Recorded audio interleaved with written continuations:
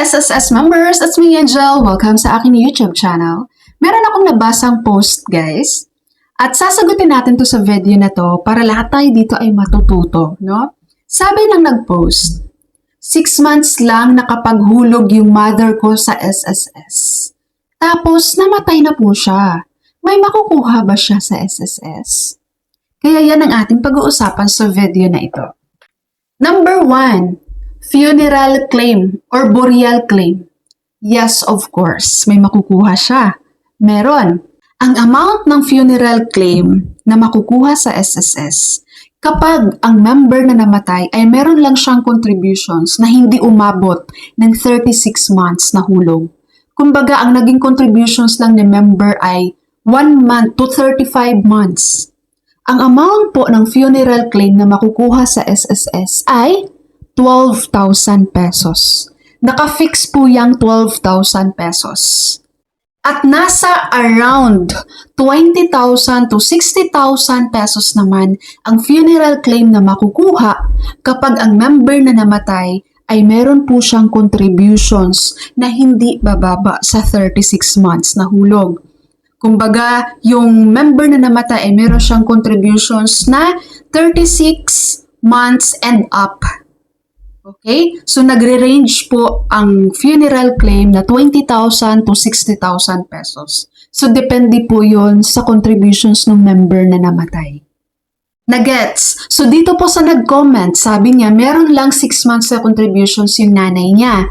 So, ibig sabihin, ang funeral claim na makukuha nila sa SSS ay, magkano? 12,000 pesos. Kasi nga, kapag 1 month to 35 months lang ang contribution sa SSS, naka-fix po ang funeral claim na 12,000 pesos. Okay, malinaw mga mama sir? Ngayon, pangalawang makukuha sa SSS ay death claim. Siyempre, meron din. Kapag ang member na namatay ay meron lang siyang contribution na less than 36 months na hulog, ibig sabihin, ang kanyang naiwang beneficiary ay may makukuhang death claim na lump sum one-time cash payment. At ang amount yan, guys, nakadepende na po yan sa mga contributions ni member na namatay. Ulitin ko, sa death claim po, kapag ang member na namatay ay meron siyang contributions, hindi siya umabot ng 36 months. So, ang kanyang naiwang beneficiary, mapa-primary man yan, secondary, designated, lump sum one-time cash payment lang ang makukuha. Okay? So, yung nag-comment, dahil 6 months lang, so ibig sabihin, lump sum one-time cash payment lang ang makukuhang death claim. At malamang mababa lang to guys, kasi 6 months lang ang contribution sa SSS. Okay? Pero kapag ang member na namatay guys, ay meron siyang 36 months na contributions above, no? Kumbaga, hindi siya bababa ng 36 months contributions. Tapos, meron siyang primary beneficiary, legal spouse, and below 21 years old na anak. Yun po ang death claim na makukuha nila ay monthly pension. Pero kapag walang primary beneficiary guys, ang makakuha lang ang secondary or designated, lump sum lang yun, one-time cash payment.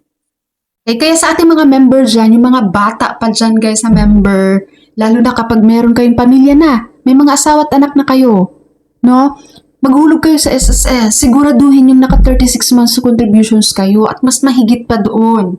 Hindi natin alam ang buhay, di ba guys? Paano kapag ang aga mong kinuha ni Lord? Di ba? At least yung naiwan mong asawa at anak mo, magmamantli pension yan kay SSS. Di ba meron, hindi natin talaga alam yung buhay guys, di ba? Kung napanood yung balita kagabi, yung movie It Rider ba yun, na hinold up sa Taguig, diba, sinaksak sa dibdib guys, ang bata niya pa, namatay siya, meron na siyang asawa at anak. Kawawa naman yung naiwan niya rin, no? Kaya kung yung si kuya na namatay ay meron siyang 36 months sa contributions or more, yung naiwan niyang wife niya at below 21 years old na anak, magmamonthly pension yung SSS. So malaking tulong yun sa kanyang naiiwan. Okay, so ngayon nakikita nyo guys kung gaano kahalaga ang SSS para sa mga minamahal natin, mga naiwan nating loved ones, di ba, pag tayo ay nawala. Okay? So bago ko po end ang ating video for today guys at bago ka mag-comment dyan, mag-order ka muna ng pabango. Ayan, meron tayong panlalaki at pambabae guys. Super worth it po nito. And pasok na pasok sa mga bulusan natin. Okay, ang link po ng mga products na to ay nandyan lang sa title ng video ko. I-click mo lang yan. Alright, so that's all for my video for today. Thank you so much for watching everyone. God bless you all.